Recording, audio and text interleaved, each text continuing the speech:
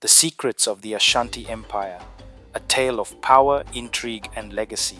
In the heart of West Africa, beneath the dense canopies of the Ghanaian rainforest, lies the story of an empire born not of mere strength, but of vision, strategy, and an unyielding quest for greatness. The Ashanti Empire, a civilization both feared and revered, once held sway over vast swathes of the African continent. Yet its legacy has long been shrouded in mystery, myth, and wonder. Some say the Ashanti rose to greatness through sheer military might. Others speak of an ancient prophecy, a pact with forces beyond comprehension. But there is one tale that has been passed down through generations, whispered by griots around flickering fires, and kept alive in the songs of old. The tale of how the Ashanti Empire truly rose to power, and the terrible secrets that ensured its dominance for centuries. The year was 1701, and the land that would one day be known as the Ashanti Empire was fractured into many smaller Akan states. Tribal wars were frequent, and there was little hope of uniting these rival factions. However, in the small town of Kwaman, there was a king named Osei Tutu, a man whose ambitions stretched far beyond the borders of his modest realm. Osei Tutu was not just any king. He was destined for something far greater. Legend tells of a night when Osei Tutu, then just a young warrior, ventured deep into the forest, seeking counsel from Okomfo Anokie, a mystical priest of immense power. The priest, known for his connection to the spiritual world, had long been a guide to kings and warlords. But on that night, under the full moon, he revealed a secret to Osei Tutu that would change the course of history. "The gods have spoken," Okomfo Anokie said, his voice deep and resonant. "A stool, forged not by mortal hands but by the spirits themselves, will descend from the heavens. This golden stool will not just be a symbol of power, but the very soul of the Ashanti people. Whoever controls the stool will control the destiny of all the Akan lands." Osei Tutu, skeptical yet intrigued, listened intently. The prophecy seemed far-fetched, but the conviction in the priest's words was undeniable. "The stool will come," Anokie continued, "but with it comes a great responsibility. The unity of the Ashanti people is key. Divide and fall, unite and rule. You, Osei Tutu, are the chosen one to bring this unity. But beware, for power will always invite envy, and the stool's descent will attract enemies from both the mortal and spirit realms." Days turned into weeks, and weeks into months. Osei Tutu became more entrenched in the idea of uniting the Akan states. But it wasn't until a fateful day in 1701 that the prophecy came true. As the sun dipped below the horizon and a gathering of chiefs and elders stood in attendance, Okomfo Anokie performed a ritual unlike any they had ever seen. Chanting in an ancient tongue, the priest summoned the spirits, and from the sky a golden stool, glowing and magnificent, descended gently into Osei Tutu's lap. The gathering gasped in awe. The stool, intricately carved and shimmering with a golden hue, was unlike anything they'd ever seen. It was as if the gods themselves had crafted it, a throne not just for a king, but for an empire. The Ashanti people now had their symbol, and with it, Osei Tutu's authority was absolute. The prophecy had been fulfilled, but with it came the weight of great expectation and an unspoken fear that the secrets behind the stool's power could bring about their ruin as well as their rise. With the golden stool in his possession, Osei Tutu wasted no time. The fragmented Akan states, many of which had warred for generations, would not bow easily to a single ruler, no matter how divine his claim. To unite these factions, he needed more than a symbol. He needed strength, strategy, and diplomacy. Osei Tutu, with the guidance of Okomfo Anokie, forged alliances with some of the smaller states, promising them protection and prosperity under a unified Ashanti rule. Those who refused were met with swift and decisive military campaigns. The Ashanti army, equipped with superior weaponry obtained through trade with European merchants, soon became a force to be reckoned with. But brute force alone wasn't enough to subdue the more powerful factions. It was during these unification wars that the true genius of Osei Tutu emerged. Rather than simply conquer his enemies, he integrated them into his empire in a way that ensured their loyalty. Chiefs who surrendered were not stripped of their titles, but were given seats in a newly formed Ashanti council. This council, presided over by Osei Tutu himself, allowed former rivals to feel as though they had a voice in the new empire. It was a masterstroke of political acumen, ensuring that the Ashanti Empire grew not just in size, but in strength and unity. Yet there was always an undercurrent of tension. Some chiefs, though outwardly loyal, resented the power Osei Tutu wielded through the Golden Stool.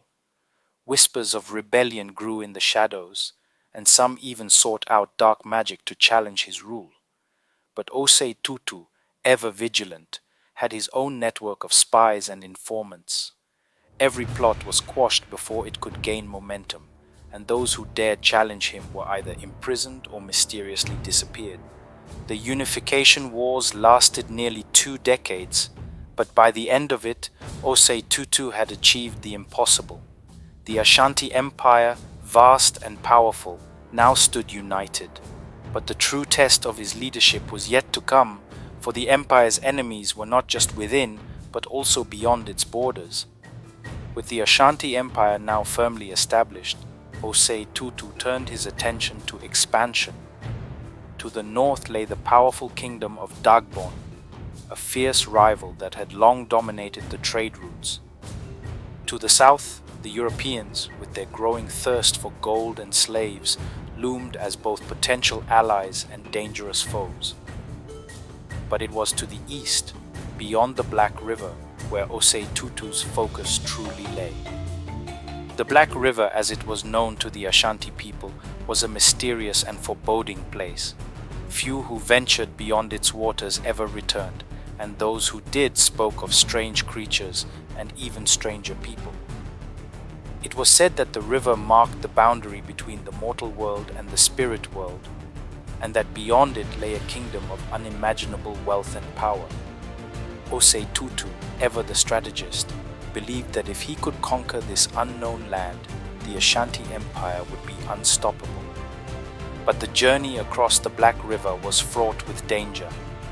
Many of Osei Tutu's advisors urged caution, warning him that the river was cursed and that the spirits would not take kindly to an invasion. Even Okomfo Anokie, whose mystical powers had guided the Ashanti to greatness, was hesitant. But Osei Tutu was undeterred. In the year 1717, he assembled a great army and led them to the banks of the Black River. For days they camped by the water's edge, preparing for the crossing. The soldiers, though brave, were unnerved by the eerie silence that surrounded the river. At night, strange lights could be seen flickering on the other side, and the sound of drums echoed through the trees. Finally, on the 7th day, Osei Tutu gave the order. The army, carrying makeshift rafts, began to cross the river. As they neared the far shore, the water began to churn, and a thick fog descended upon them. Suddenly, from the mist, figures appeared. They were not human, but tall, gaunt creatures with eyes that glowed like embers. The soldiers, terrified, hesitated, but Osei Tutu, with the Golden Stool by his side, marched forward. "We come in peace," he declared, his voice steady. "We seek not war, but knowledge and alliance." The creatures, though menacing, did not attack. Instead, one of them, taller than the rest, stepped forward. "The Black River is not for mortals to cross," it said in a voice that seemed to reverberate through the very air. "Turn back or face the wrath of the river spirits." But Osei Tutu, undeterred, held up the Golden Stool. "I carry the soul of the Ashanti people," he said. "We are destined for greatness, and we seek only to learn the secrets of your land." For a moment there was silence. Then, without warning, the creatures vanished, and the fog lifted. The soldiers, relieved, continued their march, but Osei Tutu knew that the true challenge lay ahead. As the Ashanti army ventured deeper into the land beyond the Black River, they discovered a kingdom unlike any they had ever seen. The architecture was grand, with towering stone structures adorned with gold and precious gems. The people, though strange in appearance, were hospitable, welcoming the Ashanti with open arms. But beneath the surface, there was something unsettling about the kingdom. The people, though kind, seemed to live in fear, constantly glancing over their shoulders as if expecting something terrible to happen. And then there were the whispers, rumors of a great secret hidden beneath the city, a power so immense that it could destroy entire kingdoms. Osei Tutu, ever curious, sought an audience with the king of the land. The king, a tall, imposing figure with eyes that seemed to see into one's very soul, welcomed him. "You have crossed the Black River, a feat few have accomplished," the king said. "But be warned, Osei Tutu, for the power you seek comes at a great cost." Osei Tutu, intrigued, pressed the king for more information. The king hesitated, then, with a sigh, led Osei Tutu to a hidden chamber deep beneath the palace. There, in the dimly lit room, sat a massive stone tablet covered in ancient inscriptions. "This," the king said, "is the source of our power. It is a relic from a time long before our kingdom, a gift from the gods themselves. But it is also a curse, for while it grants us great power, it also demands a terrible price." Osei Tutu, though wary, was captivated. The tablet, he realized, was the key to unlocking a power greater than the Golden Stool itself. But as he reached out to touch it, the king grabbed his arm. "Be careful, Osei Tutu," the king warned. "For once you claim this power, there is no turning back." Despite the king's warning, Osei Tutu could not resist the allure of the tablet's power. He touched the stone, and in that moment a wave of energy surged through him. Visions of the future flashed before his eyes. Battles won, territories conquered, the Ashanti Empire stretching across the continent. But then the visions turned dark. He saw his people enslaved, his empire in ruins, and himself old and broken, sitting alone on a crumbling throne. Shaken, Osei Tutu pulled his hand away. The king, watching him closely, nodded. "Now you see the truth," he said. "Power is a double-edged sword, and the price of greatness is often too high." But Osei Tutu, despite his fear, could not turn back. The power of the tablet was too great to ignore, and he believed that with the right strategy, he could control it. He returned to the Ashanti Empire, determined to use the knowledge he had gained to solidify his rule and expand his empire. For a time, his plan worked. The Ashanti Empire grew stronger, its armies more formidable, its influence spreading across West Africa. But the cost of the tablet's power soon became apparent. Strange occurrences began to plague the empire. Crops failed, diseases spread, and natural disasters struck with increasing frequency. Whispers of a curse began to circulate, and many believed that the empire's downfall was imminent. Osei Tutu, though once a confident and charismatic leader, grew paranoid and withdrawn. He became obsessed with the tablet, spending hours in his private chambers studying its inscriptions, searching for a way to undo the curse. But it was too late.